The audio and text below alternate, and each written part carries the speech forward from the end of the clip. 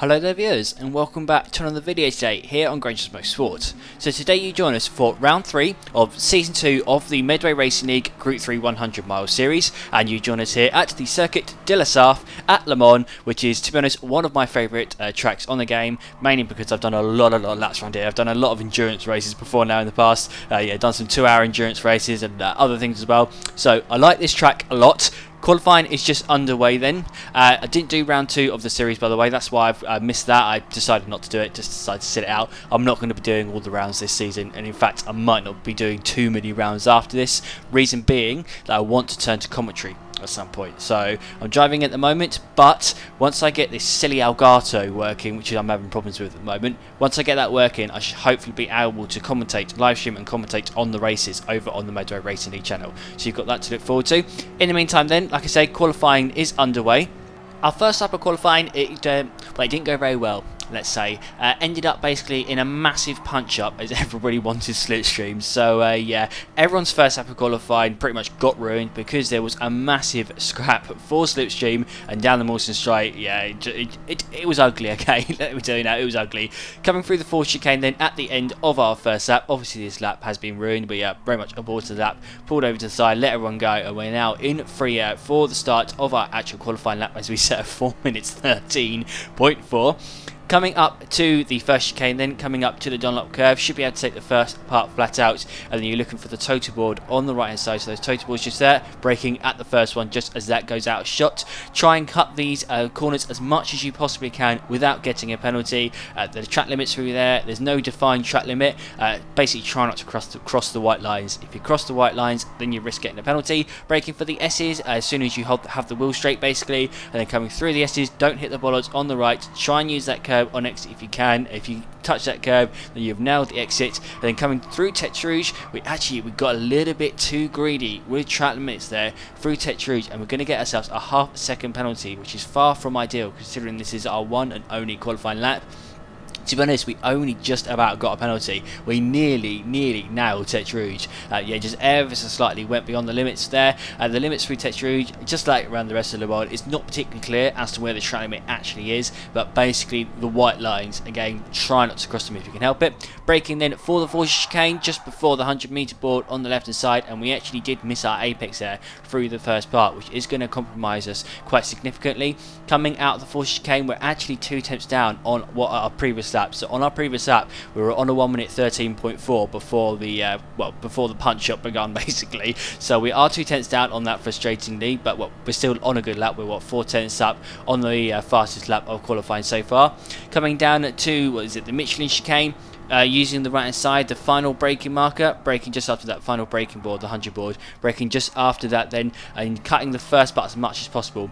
With these two chicanes, with the two chicanes on the Mawson Straight, you want to be cutting the first part as much as you possibly can and putting your outside wheels on the curbs. You want to have your inside wheels completely beyond the curb and your outside wheels on the curb, if you know what I mean. You want to be cutting the first part lots. Second part and third part though, don't want to cut too much because the curb will unsettle you and you'll get penalties. Braking now for the Mulsanne corner, using the curb on the right hand side as a reference as to where to brake. There's some black markings on that curb which you can use as a reference. Brake pretty much as soon as the black markings begin. And then coming out of Mulsanne, you want to get as close to the gravel trap as possible, maximise the width of the circuit on exit, get on the power as early as possible, and then you can carry that speed all the way down to Indianapolis. Still got that half-second penalty, and to be honest, we're not going to get rid of it. We're just going to keep it, and it's just going to add it on to our qualifying time. And then coming down into Indianapolis, lifting off slightly through the first right-hander, and then as soon as you get the wheels straight, slamming on the brakes for the left-hander.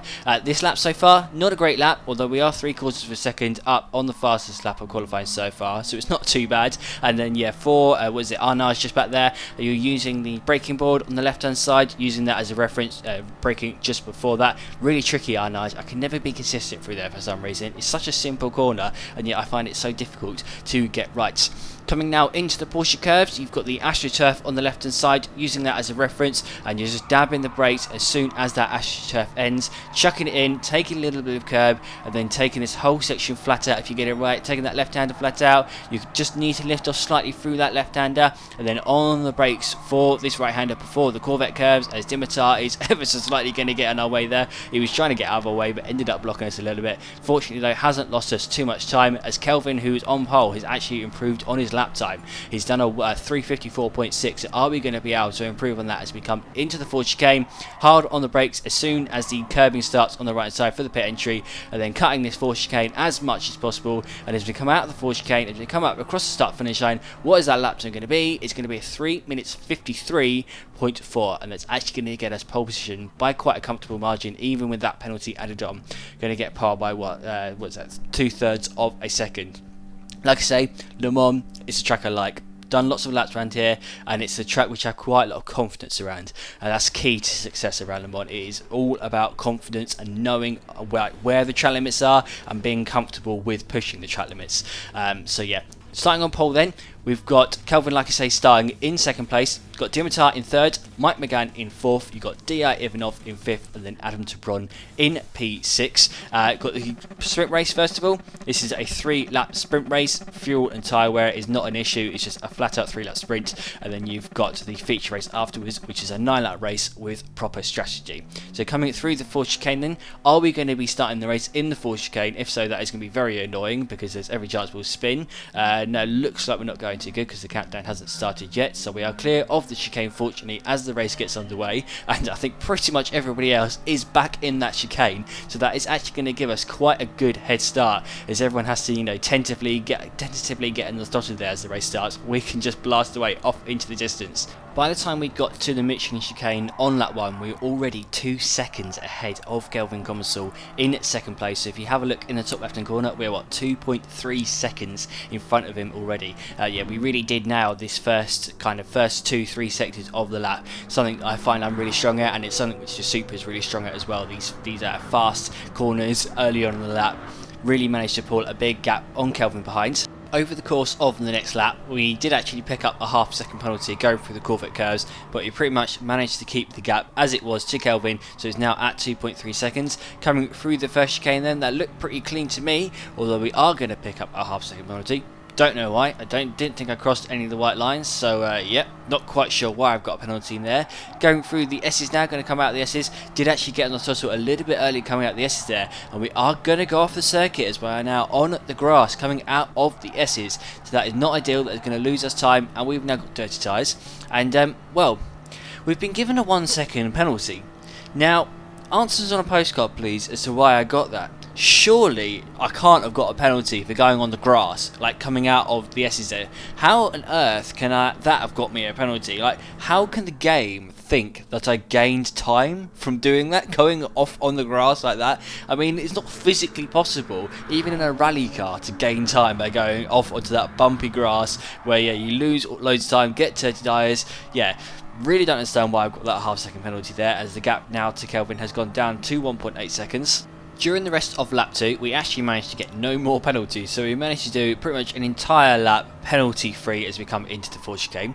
Now, what I want to do first, before we start the next lap, is I want to show you a clip, an onboard, of the fastest lap from the recent FIA Manufacturer Series, the fastest lap from the time trial bit before the race. We're on board with VQS Pepe then as we head down to turn 1 in the McLaren F1, and what I want you to do is I want you to have a look at the track limits through this first chicane. So hitting the brakes in, going to pause the video now. So have a look at this dot that I've zoomed in on here. Have a look at that dot. That is in exactly the centre of the screen. It's in the centre of the car. Now that white dot at this moment in time is miles over to the left of the inside of the curb. So through this first part of the chicane then, that white dot considerably over to the left of that curb. And now as we move ahead to the second part, again going to pause the video, again got way more than half a car over to the right of that curb. In fact, he's got pretty much the whole of the car beyond the curb, pretty much the whole of the car on that green part. And on this lap, Pepe did not get a penalty. So through that first chicane, Pepe did not get a penalty, and this lap was valid. Now, if we go on board with ourselves, we're going back to see why this track, and this game in general infuriates me with the track limits. So coming then down into turn 1 ourselves, going through the first part, going to pause the video here. As you can see, got way less off the car beyond the curb here. In fact, we've barely got half a car on the left hand side of the inside part of the curb. And pausing it now for the second part, we've got even less of the car beyond the curb here. We haven't even got half a car over to the right hand side of the inside of that curb. And yet, as we press play here, we get ourselves a penalty. We've got ourselves a half-a-second penalty. So I think that is pretty clear proof, if anybody needs it, that the track limits around Le Mans are not consistent. They're just not. They're not at all consistent. I got a penalty through there. Pepe did not. It's ridiculous, and I think you just have to accept the fact that if you're going to race around Le Mans, A, you're going to get penalties, and B, there's going to be no consistency because this game is just broken. Getting back though to the race itself, we are now coming up to the Porsche Curves on this final lap of the race, and you can see we still got that 2.5 seconds worth of penalties that we had back at the start of the lap. Now I had a bit of a dilemma at this point because I was 2.5 seconds ahead of Kelvin, as you can see in the top left hand corner, and I didn't know whether to either serve my penalty before I crossed the finish line, but potentially risk getting overtaken by Kelvin as I come across the line, or whether to just carry the penalties across the line, get them rounded up to 3 seconds and get them on added after the race. What I decided to do is basically take the penalties, take them across the finish line. So I need to get the gap to Kelvin up to 3 seconds. So coming through the 4 chicane now, the gap is only 2.6 seconds, and we're going to absolutely launch it through this 4 chicane. Going to completely push the limits, and as we come out the chicane, we're actually going to dip a wheel into the gravel trap, and as we come across the start finish line, the gap to Kelvin is going to be 3.023 seconds. So we absolutely sent it through the 4 chicane there on that last lap, and just about by 23 thousandths of a second beat Kelvin with our 3 seconds of penalties added on. So yeah, took the race victory there in the sprint race by the narrowest of margins. When I saw what was going on, when I saw the gaps and everything, I was sweating going through that Porsche Curves. I saw going into that Porsche Curves, the gap was only 2.4 seconds, so I absolutely sent it through those last 3 corners and got the gap up to just over 3 seconds. So we took the victory then in race 1. Courtesy of our victory in the sprint race, we're now going to be starting on pole position for the feature race that we've got here. The only problem is with this feature race is it's got a standing start, and well, we're in the Toyota Supra, which, as a lot of you will know by now, doesn't do standing starts. So yeah, it's gonna get ugly. So as the lights come on here, we've got 2 Corvettes around us, both of which are epic at standing starts, and we've got a Viper and a Lexus as well. So as the lights go out here, just have a look at the radar as the cars come absolutely flying past us at the start here, and we're already down at 2 P5 within what, 5 seconds of the race starting. We've already lost 4 positions, so we've gone from pole position then down to 5th place as we slam on the brakes for this first chicane, looking to go up the inside of Dimon there. Wasn't really going to work for that chicane there. I could have maybe sneakily gone up his inside through that second part through the right hander, but no, thought better of it as we come now down into the S's, and we've got Jake Beatty right behind us as well in 6th place. So Ryan Sandel is the championship leader. He's the guy who's in 3rd place in that Viper, who's got that mega launch, so we're going to keep an eye on him. We're going to hopefully try and beat him if we can. Come out of Tete Rouge now, got a decent exit, and we're actually going to give Dimon a bump draft to begin with down this Morse straight. No point pulling over to the right to begin with because you won't be in slipstream, and yeah, you just won't get past because you won't have slipstream. He'll have slipstream, you won't. So yeah, stuck behind him to begin with. Now pulling over to the right hand side, and me and Dimon are actually sharing the slipstream of the guys in front. So both of us have got the slipstream, and coming down now into this first chicane, Jake Beatty kindly just gave us a bump draft behind us. I'm going to slam on the brakes, and Dimon Ivanov is very kindly going to pull out of the move, going to tuck him behind us, and we are now back up then into P4. So thank you, Dimon, for that.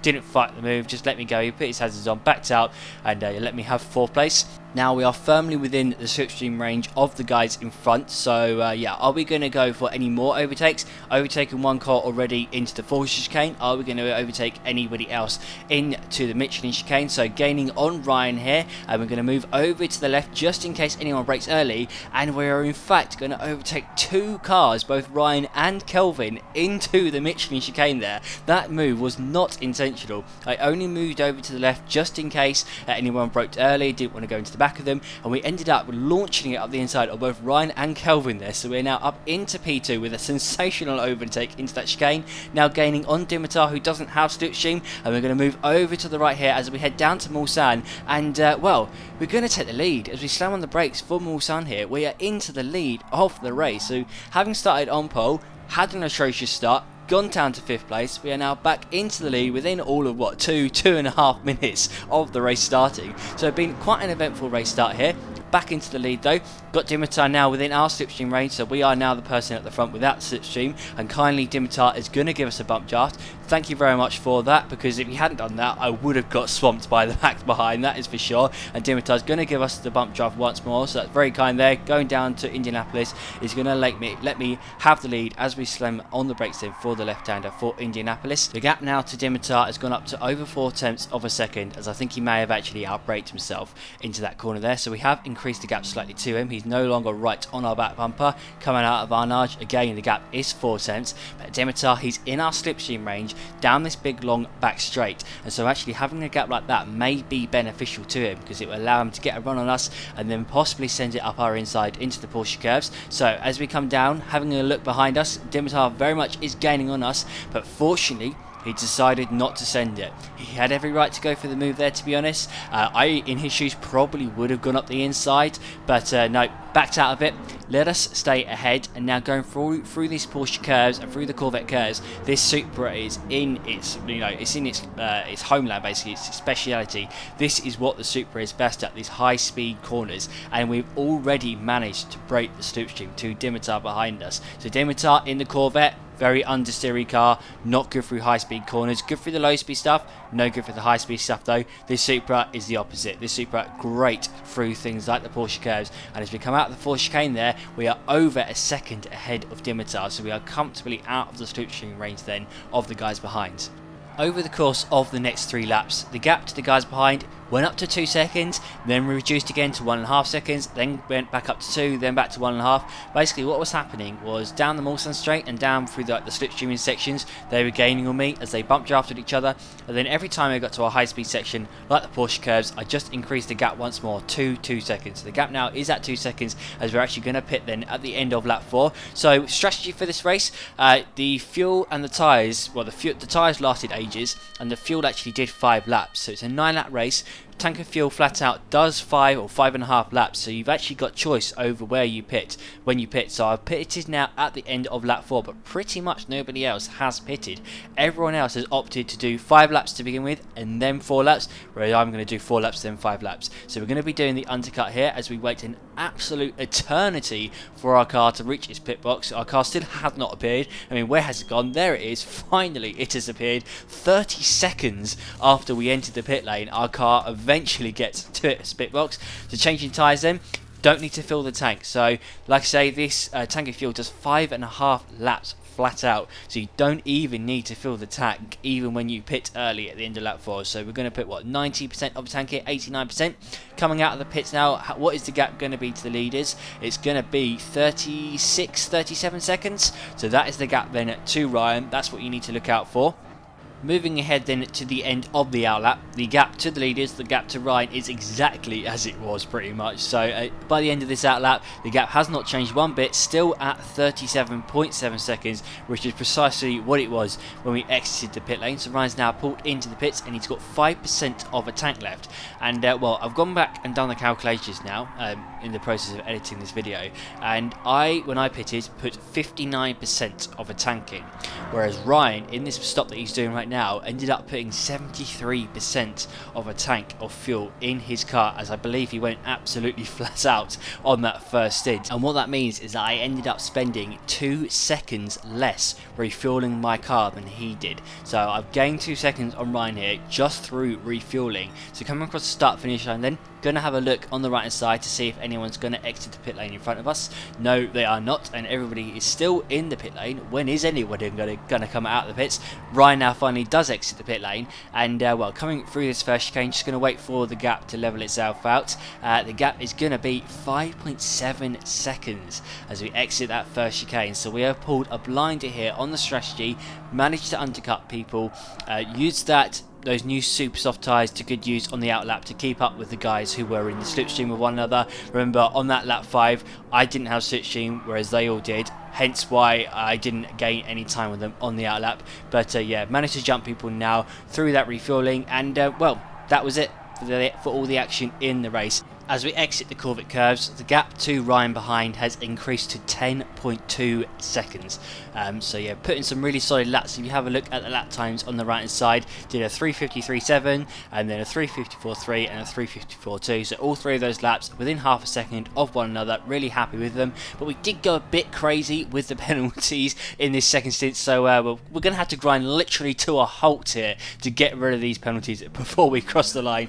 We were pushing our luck, I admit, with the track limits in that second stint. We were rather chasing, fastest lap of the race, trying to set as fast a lap as possible.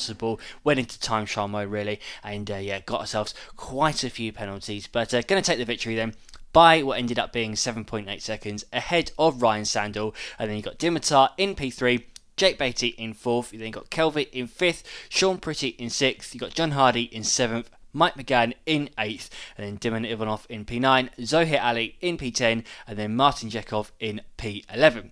So I hope you guys enjoyed watching that video. Next up is round 5 of the championship. Didn't do round 4 because I actually tried doing commentating, did a bit of like a test commentary for that. So I'm going to bring you round 5 next, which was actually at Monza. So very tasty, that one. Very, very tasty, that race. Lots of incidents, lots of carnage. So I hope you guys are looking forward to that video. It's going to be quite a long one probably to fit all the action in it. So like, subscribe, do all that good stuff, and I will see you all then. So goodbye.